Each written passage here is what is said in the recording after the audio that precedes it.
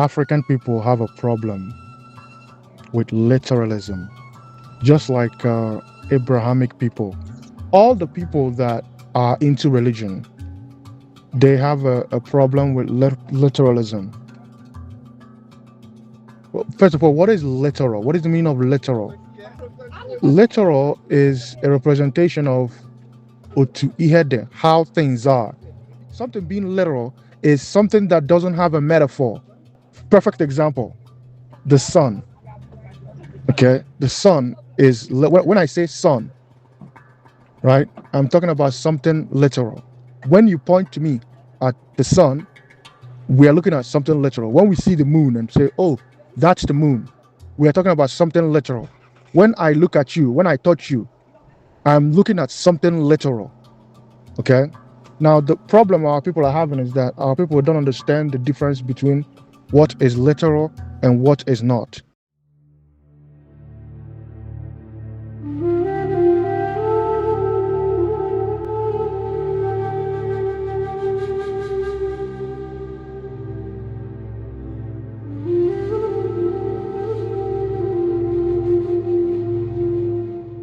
Without understanding what is literal and what isn't literal, it will be very difficult to understand the presentation that I want to do today for you guys. You see, if you don't understand that as a human being, it will be very difficult for you to understand the presentation that I'm going to do. Meaning that after I do the presentation, I'm going to end it like it will be a waste. If you don't understand it, the presentation will basically become a waste of my time. Okay, like it becomes a waste of my time based on, because a human being, for example, if I tell somebody that Jesus Christ is not real, is not a literal person, like if I tell a Christian that Jesus Christ is not a literal person, right, they will be very confused. You get what I'm saying? If I tell a Christian or a religious person that Jesus Christ is not literal, they'll be very confused. Likewise, we have people that classify themselves as people that know that Jesus Christ is not literal, but they believe that Amadioha is literal. We have people that don't believe that Jesus Christ is not literal, but yet they believe that Amadioha is literal. You see what I'm saying? So it becomes a very difficult task. It becomes like a waste of my time if I have to be dealing with somebody that believes that Jesus Christ is not literal, but believes that Amadioha is literal. The ancients speak through Inoku. Inoku is a metaphor that requires an explanation.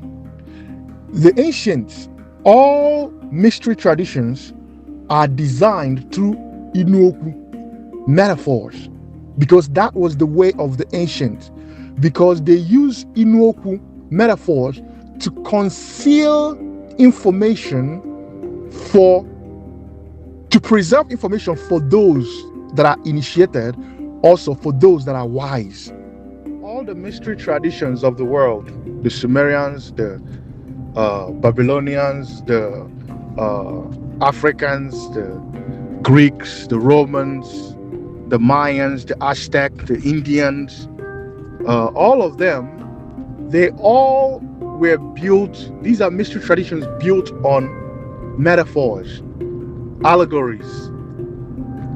That's how the ancient explain things. Because the information within those things, they consider it to be for that this information requires people to be initiated in order to have a clear understanding. This is why in Freemasonry, in Entered Apprentice, the information they give you there will not be the same information that you will get in the fellow crafts.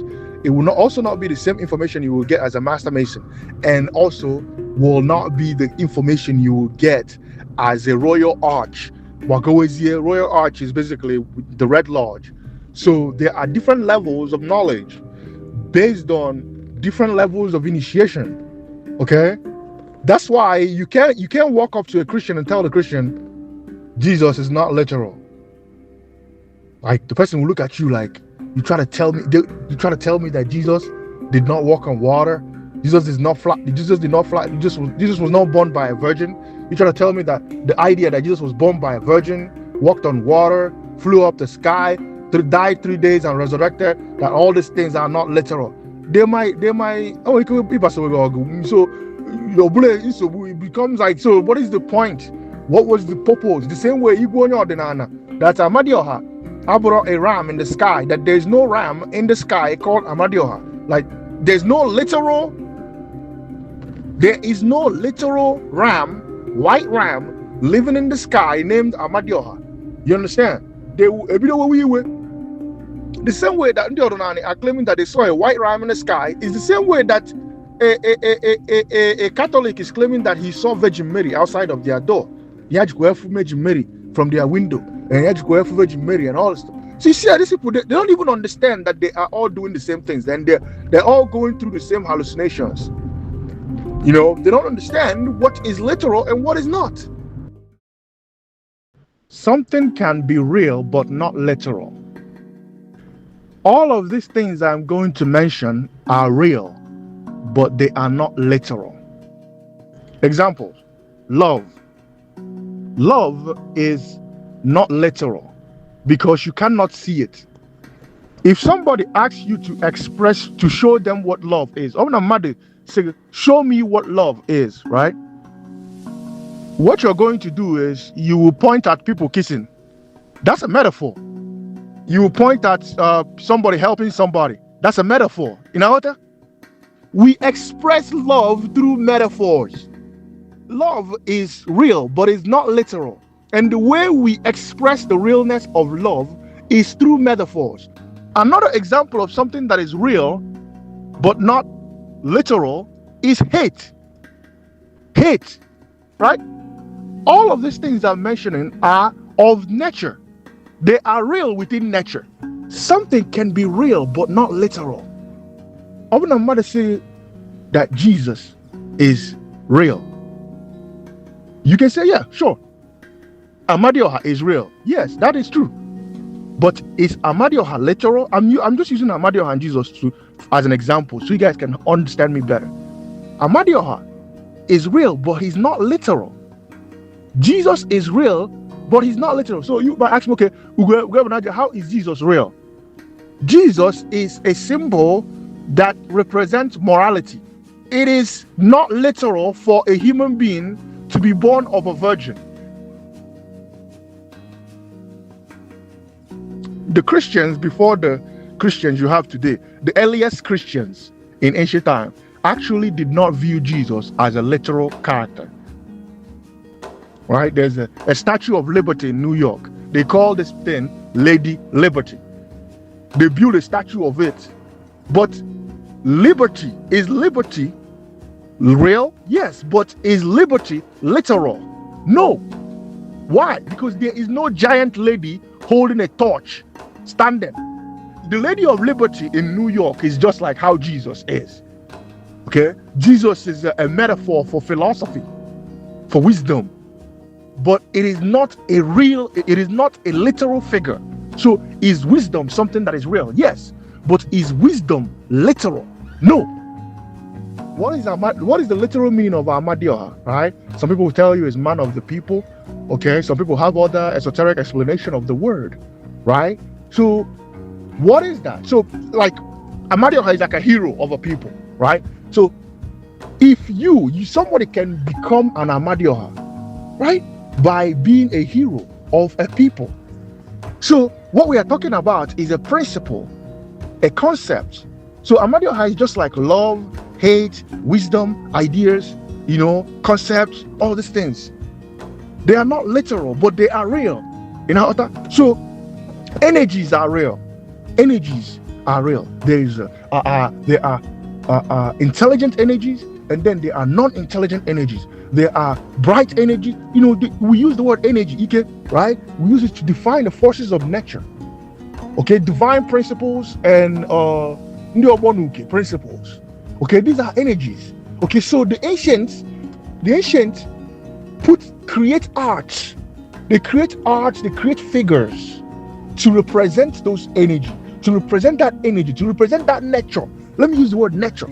They create and they make that energy become like a human, like a warrior or a mold warrior, then they put an eagle head on it, or put a falcon head, or put something on its head, and tell you that this is a nature, and this nature is a representation of this specific principle, or that this nature represents love, this nature represents hate, this nature represents wisdom, this nature, because that's how the ancient they use akara to explain things. That's why the people that are governing the world, the people that are zapping the minds of the people that are hijacking the consciousness of the earth, that are hijacking consciousness, they use symbolisms, right? They show you blue, they show you red, they show you this, they use all kinds of symbolism. You see symbolism in the movies, you see symbolism in the news, you see symbolisms everywhere. Okay, because they hijacked that consciousness of the ancient. They hijacked it. They stole it, right? So they're using that to manipulate the people. But the ancients used symbolisms to illuminate the people, to get people to become enlightened, to get people to understand things better.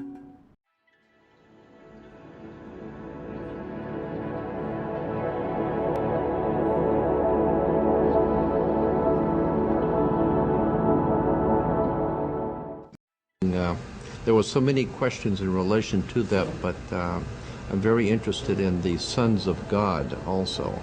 That is, were the Elohim the sons of God, or were the Elohim they were the Anunnaki, and it is their sons born on earth who married the daughters of Adam.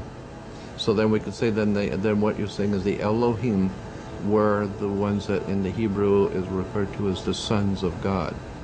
No, the Elohim are what the Sumerians called Anunnaki. Okay. Those who from heaven to earth came. They are Elohim in the Bible. Indeed, when you encounter this term, and mostly in connection with the so-called pagan gods that are also called Elohim in the Bible, indeed at some point Joshua gives the Israelites, before they cross the Jordan into the promised land, they say, you now have a choice, like make up your mind. Do you want to follow the Elohim of Egypt? Do you want to follow the Elohim of Mesopotamia? Or do you want to follow Yahweh as the monotheistic concept of one God that rules, controls, designs, etc., everything? This individual named Zachariah Stitchings is responsible for twisting the true stories and the true representation of the Anunnaki, or the Babylonian and Sumerian mystery traditions. This man here, his name is Zachariah Stitchings. In his books known as the Earth's Chronicle, he misrepresented the Anunnaki stories and sold an idea that took the world out of true knowledge of self. And everything that he did was done deliberately. He was an agent assigned to do that. He wrote a couple of books designed to shape the world's perspective on what the Sumerian and Anunnaki stories were all about. And one of those books, they're basically in group, and they are known as the Earth's Chronicle. The Earth's Chronicle are a group of books written by Zachariah Stitchings, designed to shape the world's perspective on the Anunnaki story.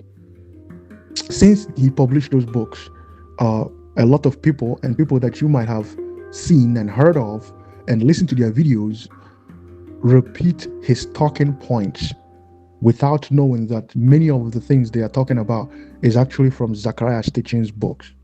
One major point that you will hear from those people is that the Anunnakis were they are fallen angels that came to earth to create human beings, to mine gold.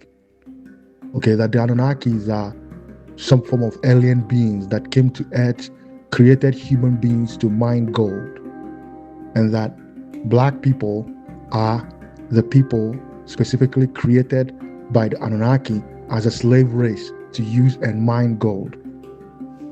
Okay, so the first ever series of the Earth Chronicle by Saqqara's teachings was published in 1976. The last one was published in 2007. So over 30-something years, Saqqara's teachings has been shaping the world's perspective on the ancient Mesopotamian civilization. So he defined the Anunnaki as a race of aliens that came from a planet named Nibiru. Okay, and from Nibiru, they landed on Earth to mine gold. That their aim here, the aim of these alien beings, is to come and mine gold. And he helped in the alien propaganda, which is a Masonic propaganda, to shift the masses away from the true gnosis, which is the knowledge of self. And Saqqara's teachings was a major agent used to accomplish this.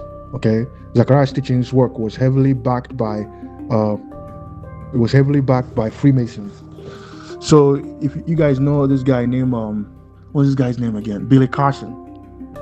Okay, when you hear Billy Carson on YouTube, most of the things that comes out of his mouth comes from the work of Saqqara's teachings.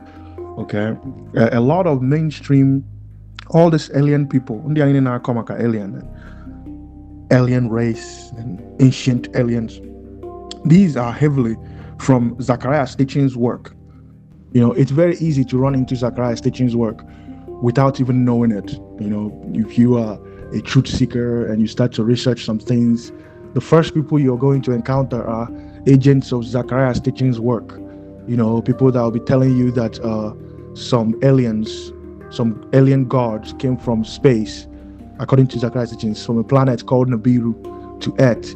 And when they got here, they couldn't mine all the gold, so they decided to use Homo erectus DNA and created humans. And that this event has a lot to do with the god Enki, okay, and his brother Enlil, and so on and so forth. You know, basically, Saqqara's teachings. He also connected the Anunnaki to the biblical Nephilim. The Greeks actually ended up repeating ancient Mesopotamian mystery tradition.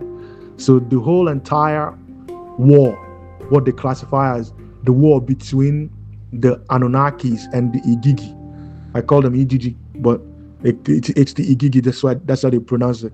The Igigi were actually the offspring of the earth, while the Anunnaki are like the sky beings. Now, the ancient Greeks repeated the same mythology with the Olympian gods and their war with the Titans. Okay, the Romans also repeated the same thing. This is the same thing that they wrote in the Bible about. They defined them as the sons of God coming to earth to mate with the daughters of man, something like that. That the sons of God came to earth to mate with the daughters of man. Okay, all of this event traces back to that Anunnaki story, because majority of the thing in the Bible are plagiarisms of ancient Mesopotamian mystery traditions, the Sumerian mystery traditions. Okay, that's the same thing the Greeks copied. Okay, the same thing the Romans copied with the story of Jupiter and so on and so forth. Jupiter is basically Enlil. Okay, that's Zeus in Greek, in ancient Greek culture, which was Anu and Enlil, specifically Enlil in ancient Mesopotamian tradition. So this is what they did. That basically, you have Anu or Enlil transforms into Zeus. Zeus became Yahweh. All these are storm gods, storm divinities. Okay, and all the storm divinities have a connection with Enlil.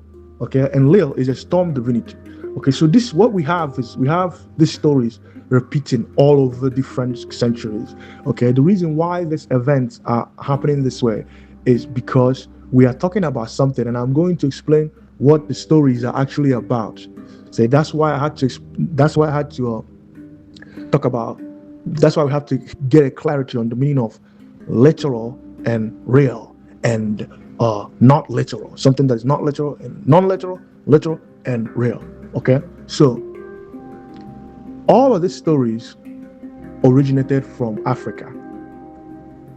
And the African concept of this story is talking about the same things.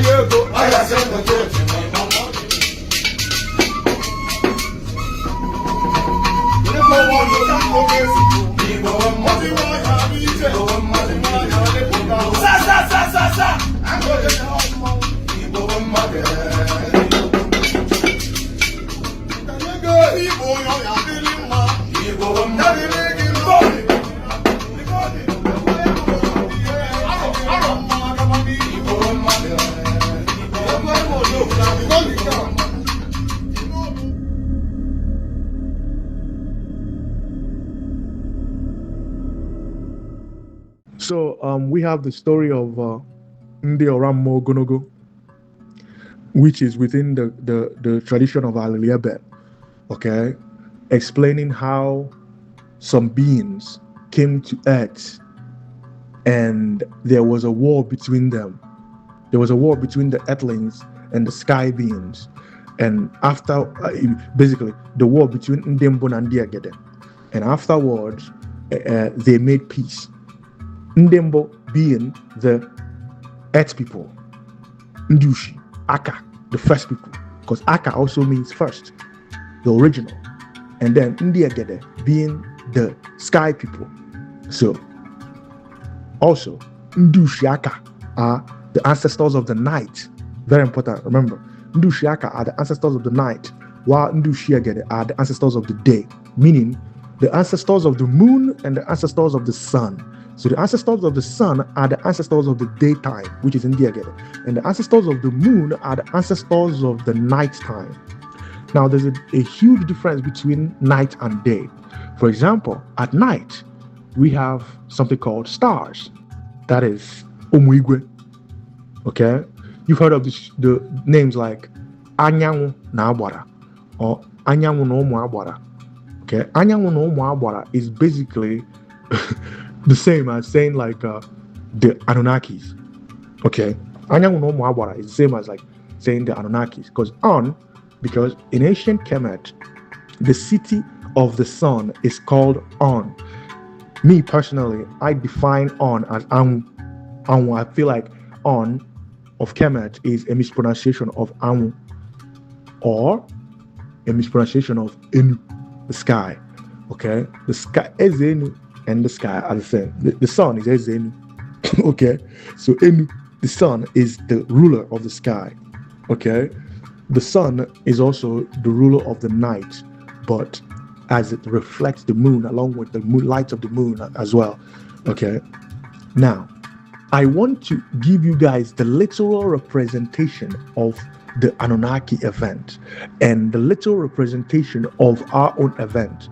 And remember, like the article I posted, this has a lot to do with what our ancestors taught the world, what Ndi Ushi, the ancestors of the night, Ndi Ushi Aka, what they gave to the world, the knowledge they gave to the world, okay? Because Ndi Ushi Aka, we are masters of astrology, astrotheology, the knowledge of the sky.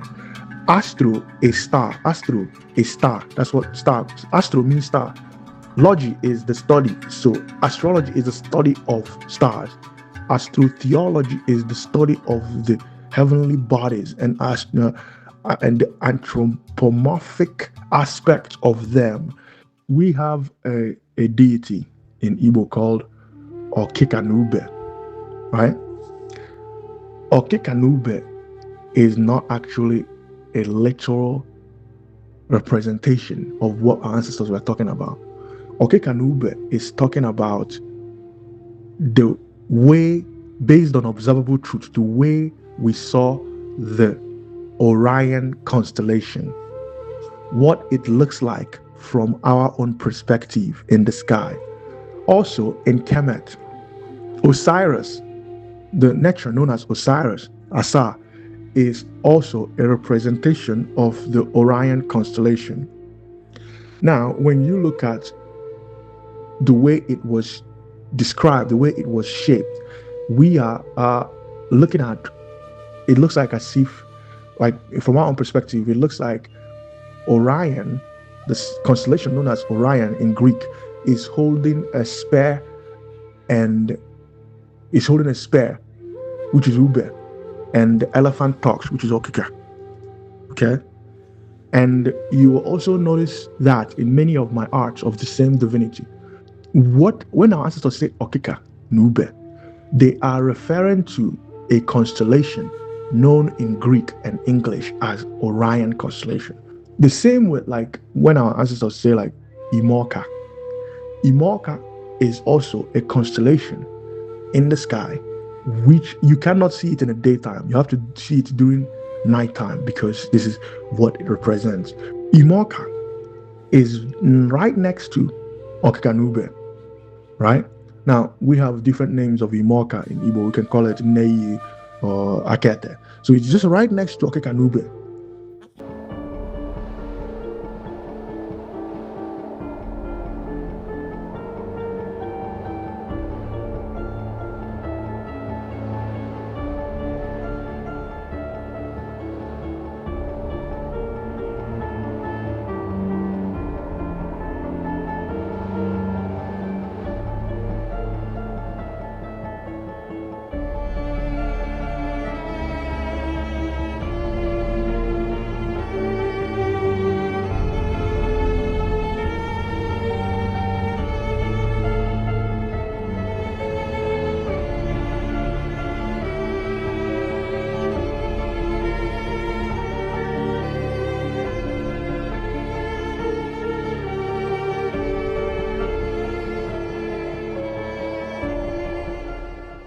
Using Orion and Sirius, we can be able to better understand how the ancient perspective on divinities, because in ancient Kemet, Osiris, Asa, was associated with the Orion constellation, while Isis, Aset, was associated with the Sirius star system. This is the same way it was originally in Igbo. Okikanube was associated with the Orion constellation, while Imorka was associated with the Sirius star system. Okikanube is also known as Ikengigwe, while Imorka is also known as Neyi or Akete. In Afa, she's known as Aka Ete. Aset and Asa, which are also Okikanube or Ikengigwe and Imorka or Akete, they are a perfect example to use and help you guys understand the deifications. Within the priesthood of the ancient Kemet, the Netars, such as Asa, Osiris, and Aset, Isis, were not viewed as literal deities. They are a representation of divine forces. They are metaphors for divine forces. And that is why these metaphors were also associated with the constellations that can be seen with the naked eye in the sky. This is the same way it was in ancient Igbo. Okikanube, which is Ikengigwe, is not a representation of a literal being, but a metaphor designed to represent a divine force, which can also be seen with the naked eye in the sky. So we have like deities known as Anya Elu. Anya Elu is a name of a deity in Igbo. But Anyanwu is also the literal Igbo word for the sun. But then there is a metaphor associated with the name, which is the deity known as Anyanwu. A deity is a divine force, an energy, a nature. So the deity known as Anyanwu is an embodiment of the nature of the sun, meaning what the sun is doing, the characteristics of the sun. Thus, the ancients create a deity to represent the characteristics of the sun, the dramatization of the behavior of the literal sun. So in the Bible and all over the ancient world, the concept of the shining one, the term, the shining ones is often used. The shining ones are a metaphor for the constellations in the sky. Igwe is a divinity in Igbo. Igwe is the sky. For example, the god of thunder in Igbo is called Igwe, but Igwe itself is also a divinity in Igbo. The shining ones are the stars. Igwe, Papando. Papando are shining things, sparkling things. Okay, so when the Bible mentions the shining ones, it is a metaphor for the constellations. So they're telling you that the Nephilims are the shining ones. Okay, they are talking about the constellations all over the ancient world. What they were referring as the shining ones. Ndi Oramo are shining beings. Ora is actually light. Ora actually is the sun in Afa, okay, or something that is sparkling. Likewise, the mass, a group, mass, Oha, which is in primary Igbo, Oha, Ora, Oha, okay, but in Afa, it is the sun, okay. So we're talking about the constellations. The constellations are shining at night. During the nighttime, the constellations are shining. The shining ones are a metaphor for the constellations. Therefore, the gods, the Anunnakis, the Nephilims, the Oramogonogo, okay, Ndi Agede, and these are all a representation of the shining ones. Everything we know about astrology today, they are based on the ancient information that we got.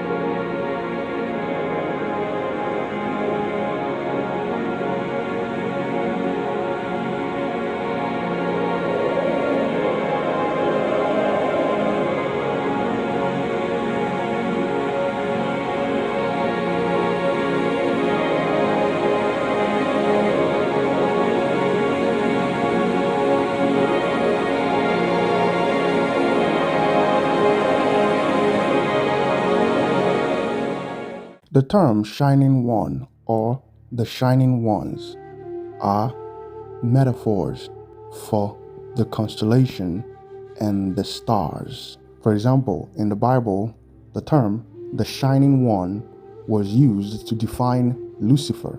The universe is covered with suns. There are many suns in the sky. In Igbo, that would be Ora. There are many Ora in the sky. The shining ones are Igwe, the sparkling life, Babando, sparkling life. The ancients view the stars as living beings. The ancients use the stars to represent living beings. They also use the stars to associate with the ancestors. The Milky Way is often used by the ancients to describe traveling ancestors, the ancestors in the sky. The ancient Kemet people believe that their heaven is within the Orion constellation. The ancient Igbo people believe that some of our ancestors live in the sun, while they also believe that some of our ancestors live in the moon. So the constellations, the stars, all the heavenly bodies, the planetary bodies, they are the source of deifications. The ancients are astro observers. They are stargazers. They are star watchers. Iyanina Akwalunu is the origin of deifications. And also, it is very important to understand that not all divinities are from the sky. The story that is being told, that the Anunnakis are telling, is about how spirit governs matter and how matter governs spirit. It is a mind over matter manifestation, how the mind conquers matter. So the story of those coming to, those from above, the shining ones, metaphorically, the shining ones coming to earth to fight with the earthlings, it is about the spirit conquering the material self, the matter. That's what it is. Anything that is above is a representation of spirit. The earth is a representation of matter. That which is above. See, like in primary Igbo, the word ka is a representation of that which is above. Then in Afa, the word aka, the primary Igbo word ka, which is explaining something above, and the Afa word aka correspond, they relate in a way. When you open Zachariah's teachings, Earth Chronicle, he will be telling you how bird-headed beings flew from the sky to earth. Bird-headed men flew from the sky. Since you have lived on this planet, and since you've never seen any man with a bird head flew from the sky down here. Okay, but this is what Zachariah's teachings wants you to believe. Why? Because the world, the masses, they don't understand metaphors and allegories, okay, and what our people classify as omumato, imato, which is the way the ancients, like just like I demonstrated to you guys what the Ikenga represents. There is no man with a horn, right? You just see a full-grown man with a ram's horn. You've never seen that before. All of the Anunnaki arts that you guys see, okay, from that they dug up from Iraq and so many other places. The ones they dug up from Iraq and all those places are usually from the Assyrians. The Assyrians, they all trace back to the Babylonians, the Babylonian culture, and the Sumerian culture. They are all connected. The Assyrian, Sumerian, Persian, all those people, they're all connected, but in different time periods. Likewise, the Chaldeans. The Chaldeans, they are stargazers. They are star watchers. So if you ask any astrologer if you ask any Western astrologer to explain to you the history of astrology, they're going to be pointing to you towards the Chaldeans and the Sumerians, because, Africa was removed from the world map, okay? But we know it originated from Africa, originated from us, okay? We have the evidence that this thing is originated from us before it got to those people, okay? So Ndushi are the original stargazers, the star watchers, and through being stargazers, being in the Organigwe, in the Organachi, okay? Through Ndushi being in the Organigwe, in the Organachi, they were able to create our spiritual traditions, our spiritual systems, through metaphors. Just like I showed you guys, the name Okukanube, okay, or Okukenube, is a name of a deity in Igbo. That deity is a representation of the Orion constellation, and we call it Okukanube based on the way Orion is seen with the naked eye in the sky, in the night sky. Because of the way Orion is shaped in the night sky, our people created a principle, a deity called Okukanube. Or the Orion constellation, just like the Sirius constellation, Taurus constellation, Cancer constellation, Gemini constellation, all these are constellations. They all manifest energy towards earthlings, human beings. Okay, they all transmit energy to the earth, to the various aspects of the universe. These are what the stars does. The constellations, the stars, scientists will tell you that stars are suns.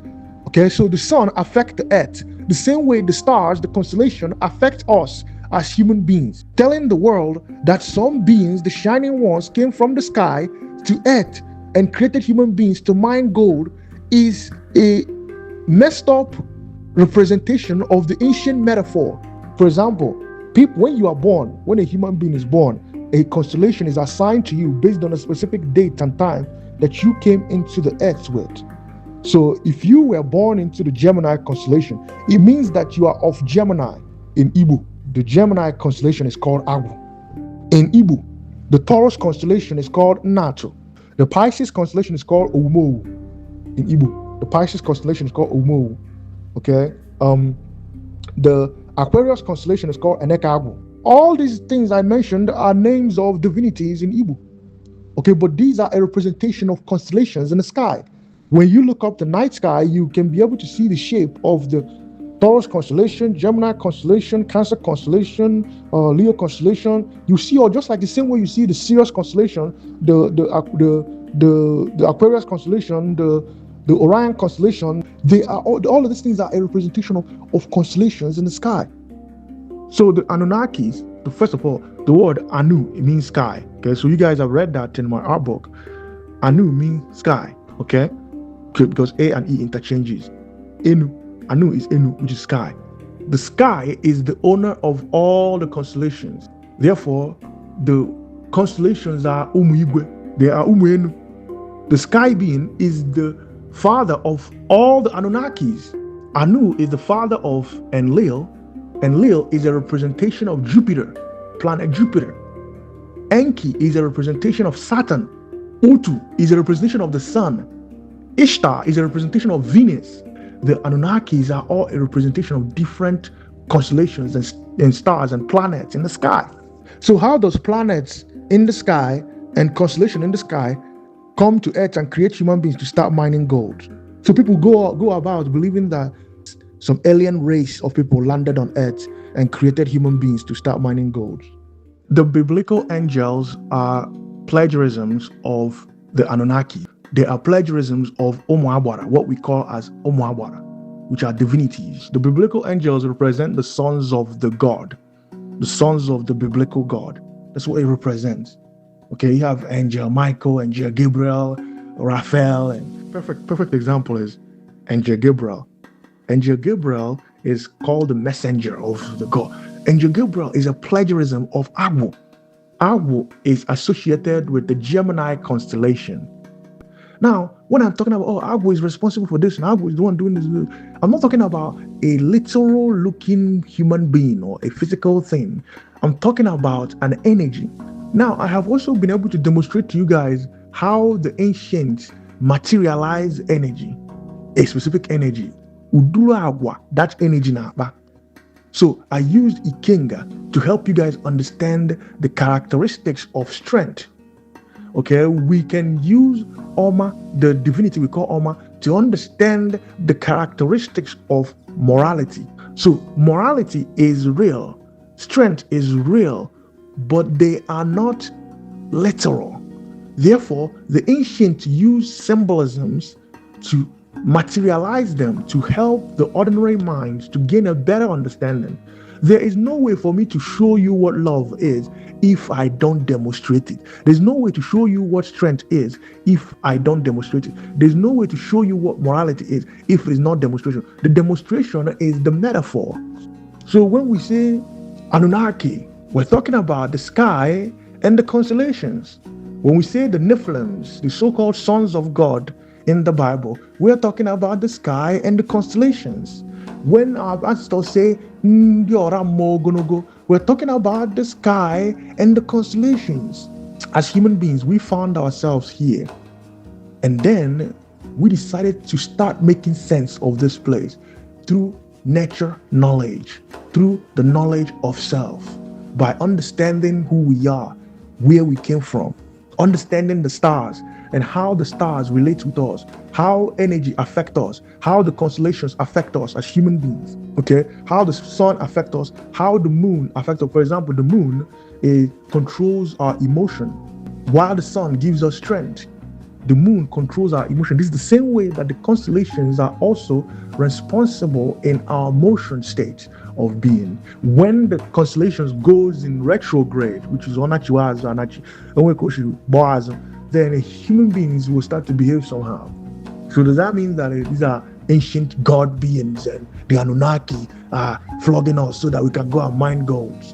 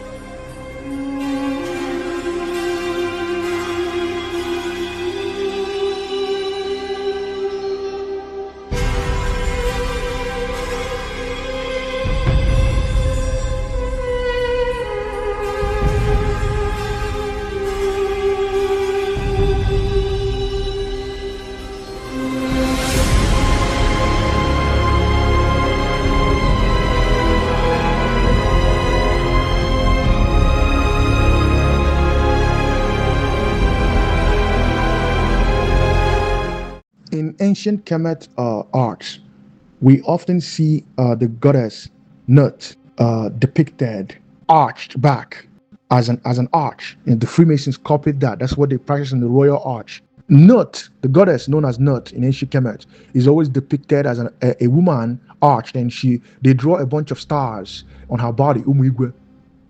They draw a bunch of Umuenu all over her body. And then we are told that Nut is the mother of the night sky. And during at night, when we see the Milky Way as an arch, you see, that is Nut. So the ancestors, the African ancestors, used a woman to metaphorically explain the Milky Way.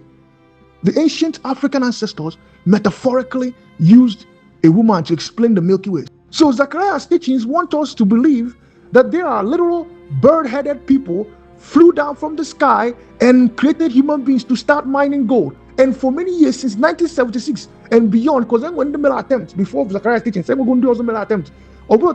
They have been doing this stuff for many years.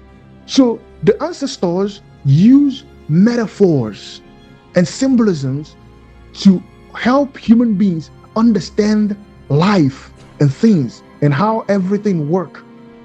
So the reason why Nut is depicted as a feminine energy, which is associated with woman, is because the Milky Way is holding all of the constellations and the star systems within itself. It's like, because the Milky Way is like a Eneke, okay, it's like the mother. So Nut is not a literal woman in the sky. Our ancestors metaphorically described it as a woman in the sky. So when you look at the Milky Way, you are looking at literally a clusters of stars arching together, arching themselves, looking like an arch together. So because of what it represents, our ancestors said this represents feminine, because all of life originated from woman. We are all from woman. I need from Omomo. So the only thing capable of giving birth to things is woman. So the constellations, the Milky Way, is defined as a woman. That is why Nut is a woman in the sky. Not that the Milky Way is a literal woman in the sky. So this is a major tracing board of the Royal Arch Masonry. And if you look at the very top, these are astrological symbols that you're looking at. You see Aries over there, you see Virgo, you see like this arch that you're looking at is a plagiarism. This Masonic arch you're looking at is a plagiarism of that goddess Nut. So what the Freemasons are telling you in this tracing board is that this is what the knowledge of the sky is a representation of, and this is what they teach. Okay, this is one of their major knowledge. They want all their initiates, they want them to study. They use this to help you understand the mysteries of divinities and the origin of the concept of gods and all of this stuff. See, like just inside of that arch, you see that there are 7 stars over there inside of that star. Those 7 stars inside of that inside of this arch is a representation of the Pleiades.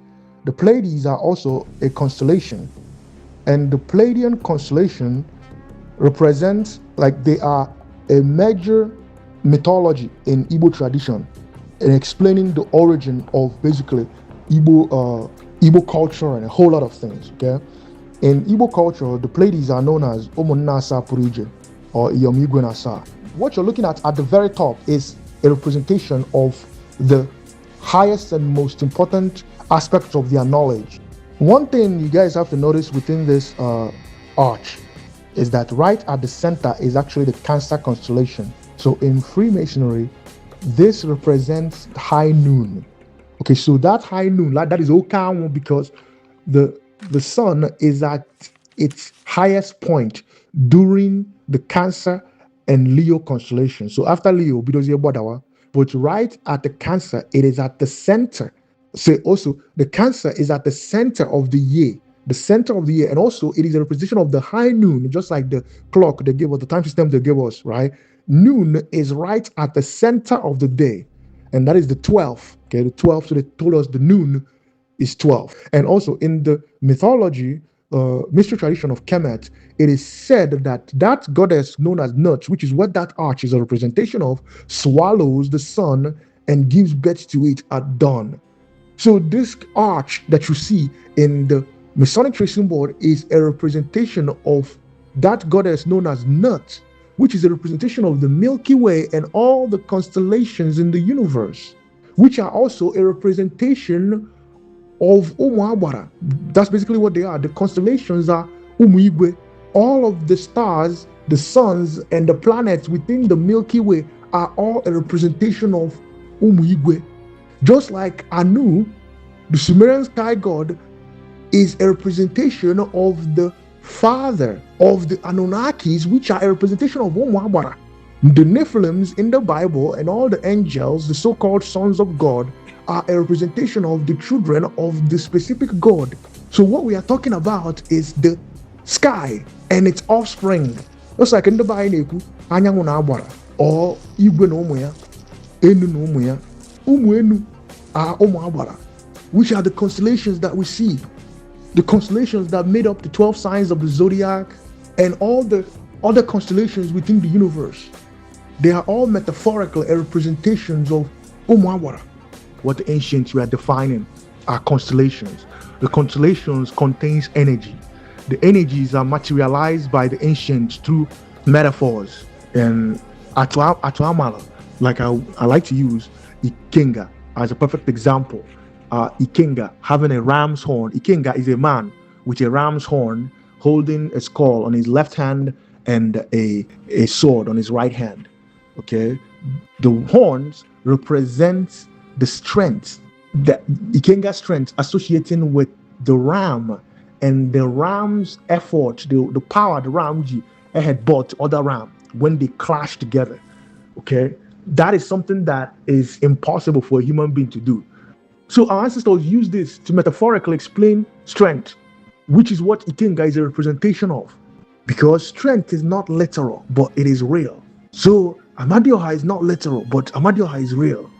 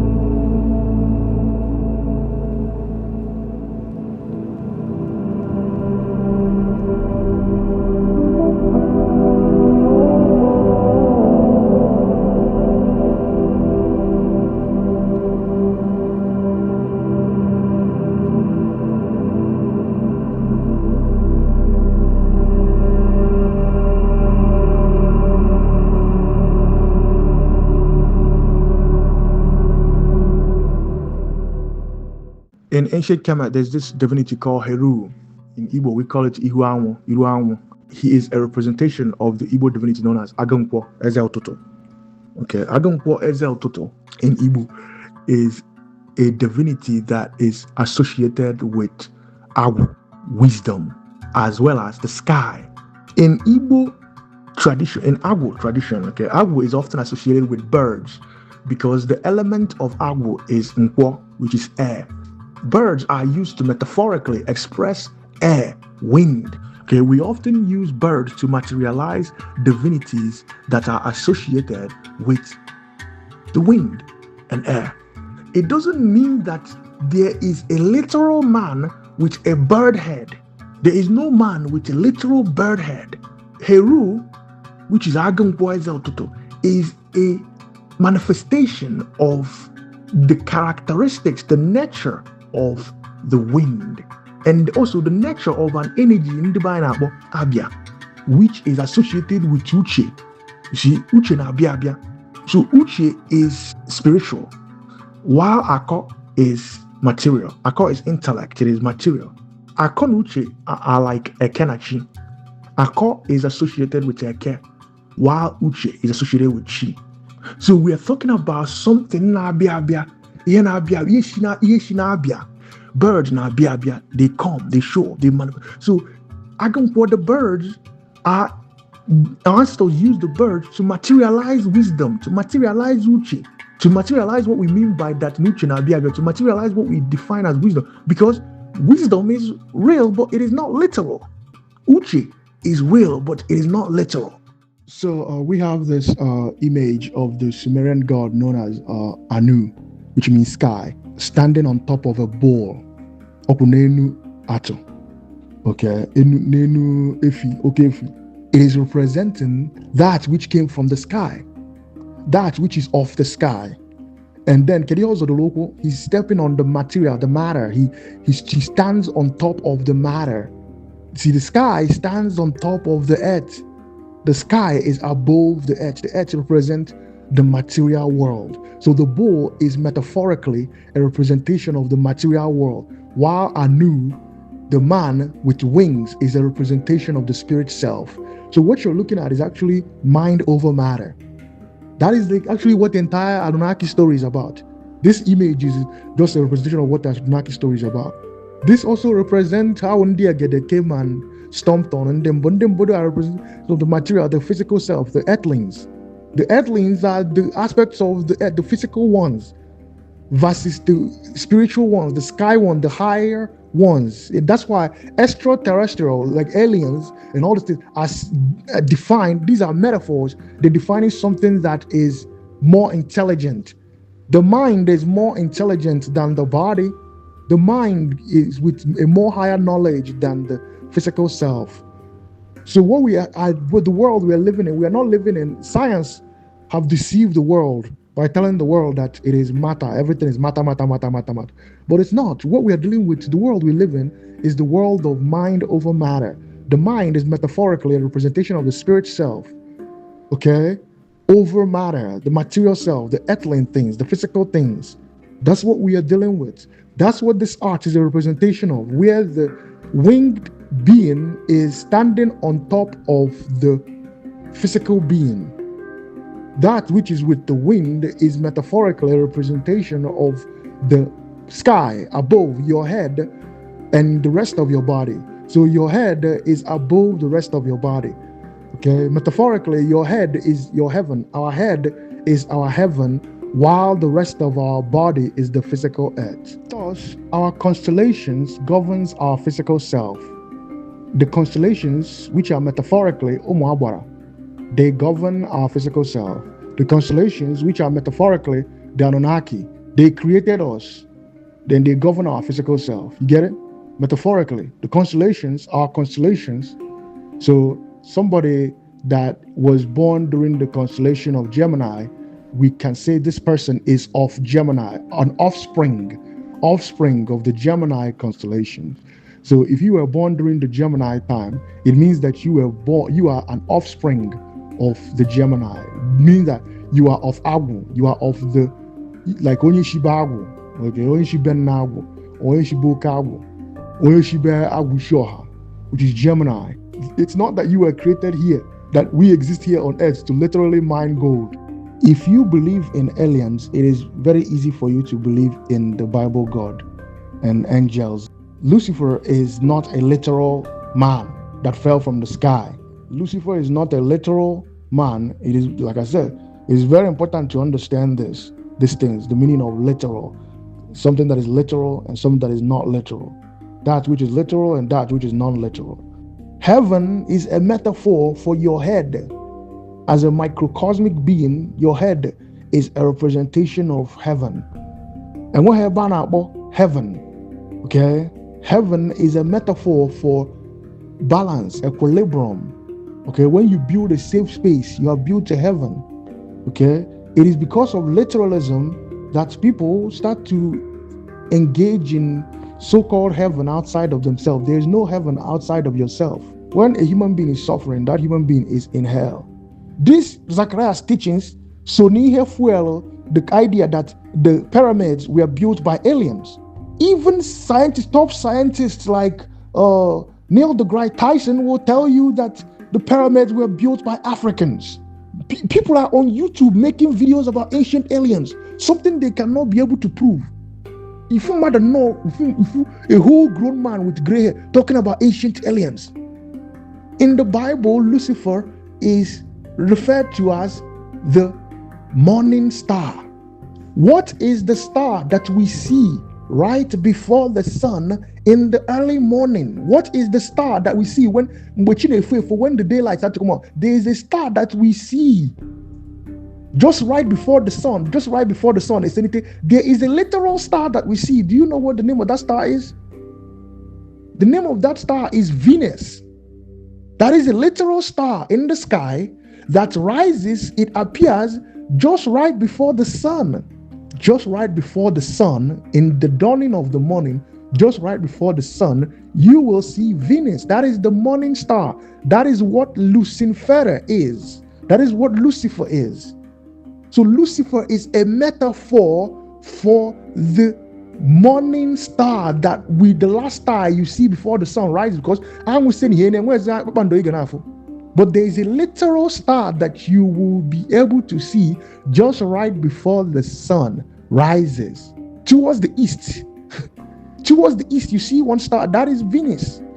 That's what they called Lucifer. Lucifer is also the ancient Latin name for Venus.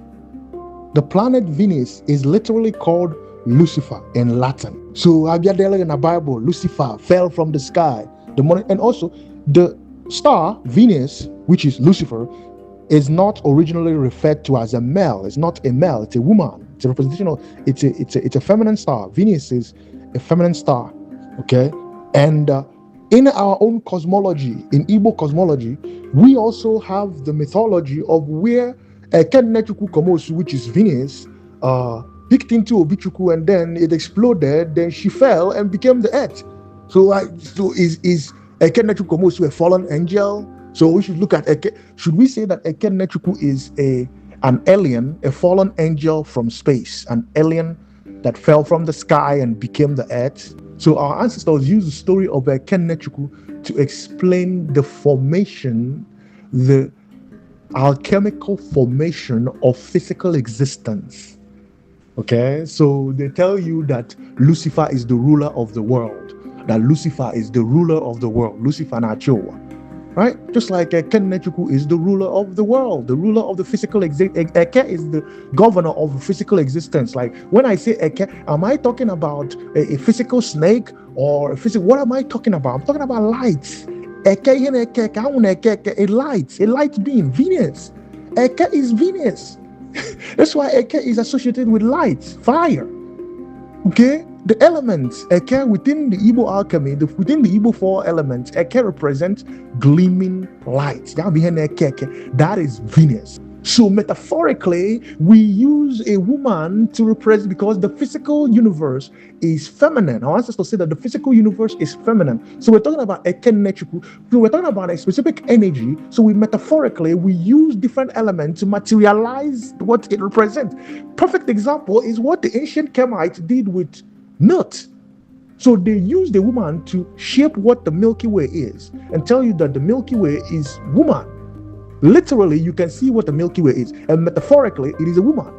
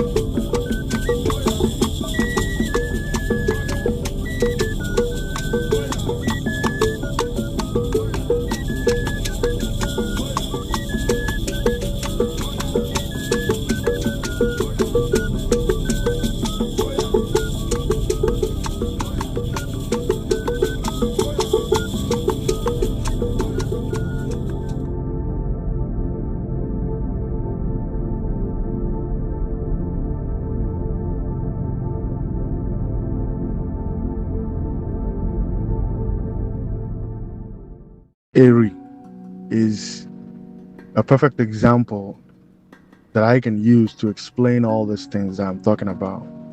Even though that I have made it very clear to you guys, I have to continue to give you guys examples, make references.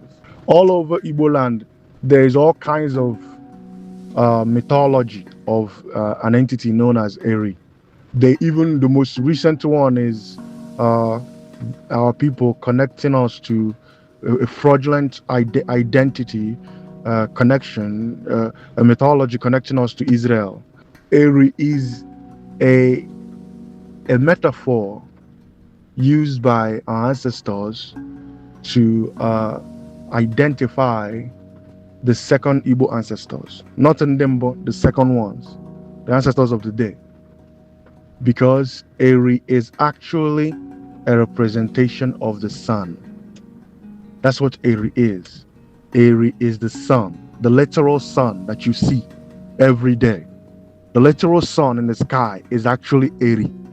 Eri is the literal sun in the sky. So we have mythologies of Eri standing on top of ant hill in an earth covered with water and all that stuff. And then we have Eri.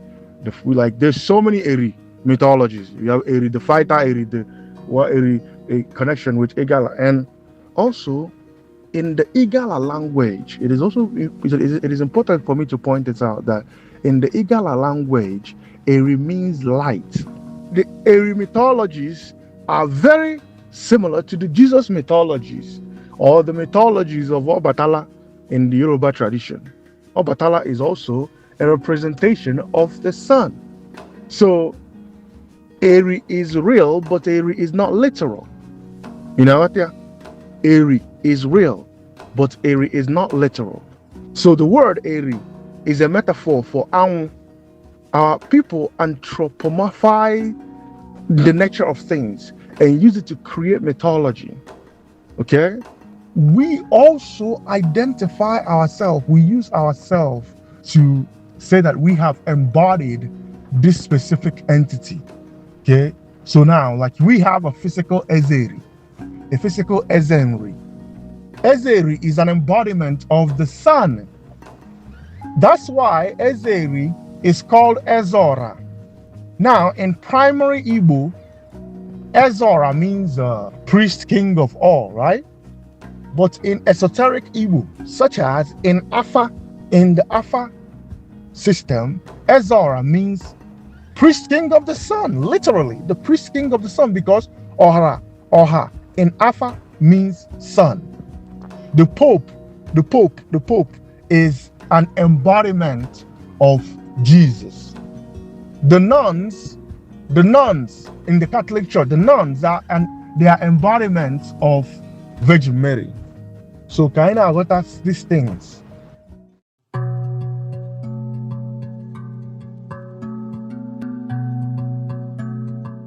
In the very beginning, I wanted our people to understand the difference between literal and real. And I know everything that Ndi Ushi Aka have seen. Those I refer to Ndi Ushi Aka are those who don't look within themselves. Okay? Those who don't look within themselves. Onye Ushi Aka is not necessarily onye na-egbu ọkụkọ na-ewu. Because people always think that when I say Ndi Ushi Aka that I am referring to the na-egbu ọkụkọ na-ewu. No. Onye Ushi Aka is someone that doesn't look within themselves. Only the more concerned about that which is outside of them. People that are more concerned of their outer self than their inner self. While spirituality is all about the inner self. Those people, I refer to them as Ndi Ushi Aka, including Christians, Muslims, and Jews. They are all Ndi Ushi Aka. And what the reason these people don't understand. Jesus, Virgin Mary. Even as a kid, I remember watching, looking at, I woke up, I went to go buy something for my mom, and then I saw a bunch of people gathered in a window. All of them just gathered in one window. I asked somebody, I think I was like 10 years old at this time. I asked somebody, like, what's going on? The person said that Virgin Mary is inside of that woman's house. So I said, let me go and see Virgin Mary too. So I just fire women inside that woman's The woman is a nun. The woman is a Catholic nun, okay? But in the man, the whole room. She lives in like a 1-bedroom. So I'm where fire rooms because me, I wanted to see Virgin Mary too. And fire women about what for a book. What I was able to notice is that now, you know, like the evening, right? Sometimes if the sun is going towards the west, from your window. So it's like the evening sun na chabata from her window. You know, the evening sun was just na chabata from her window. So young for bonamu na chabata ni me window, in the window the woman. These people, they're saying that that's Virgin Mary is like ever na cha but in the window. No Virgin Mary be ever. Hey, this is when I started to question reality. As of 10 years old, because when na full Virgin Mary according to them, but when I sneaked inside the house, I looked where from from the other side, because you know from your window, you know. And as I get older, I start to realize that human beings are actually gullible.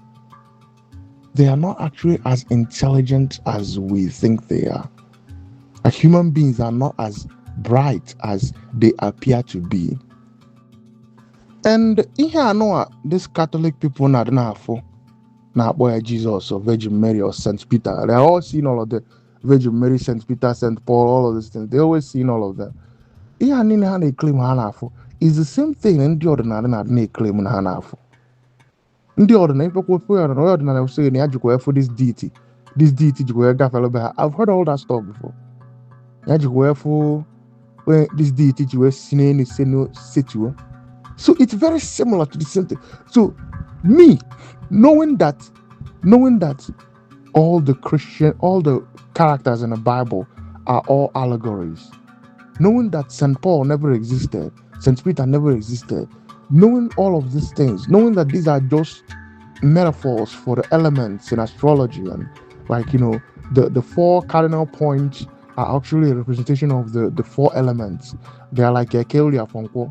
Knowing all of these things and seeing these people claiming that they are seeing St. Peter, St. Paul, St. this, St. that, Jesus and Virgin Mary, and also Joseph.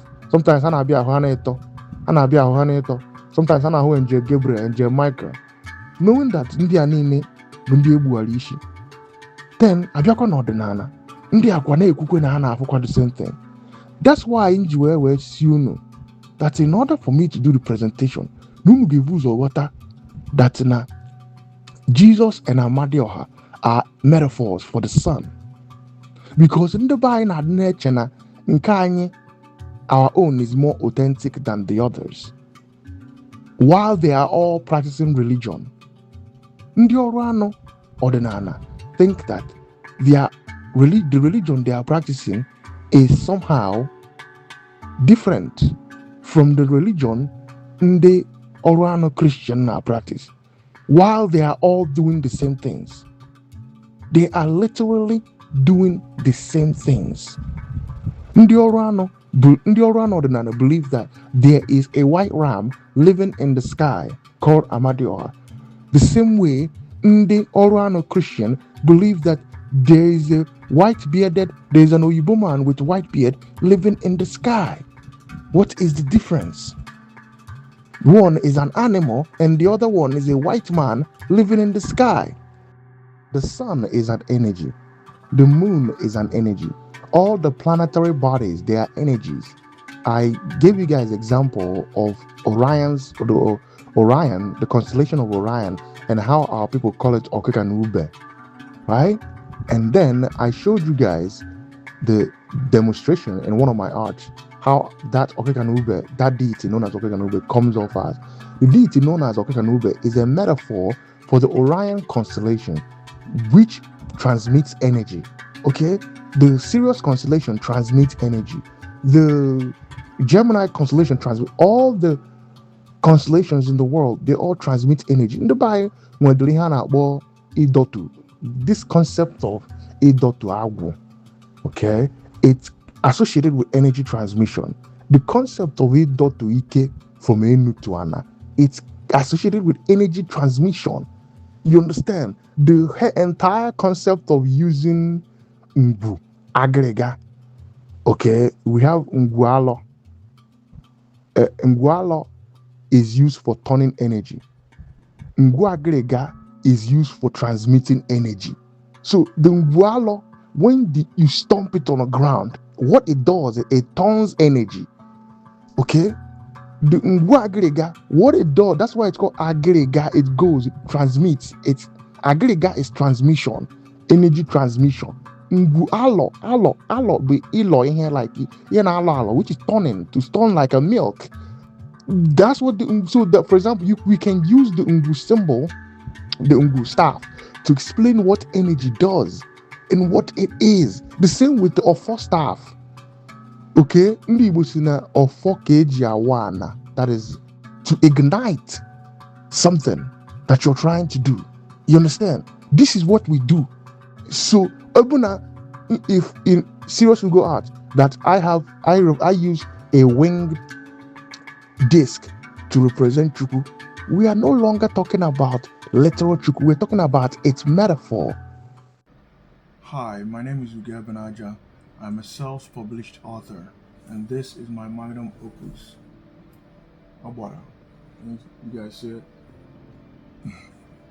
Abwara. To learn more about the divinities and what they truly represent, get my art book, Abwara. Thank you.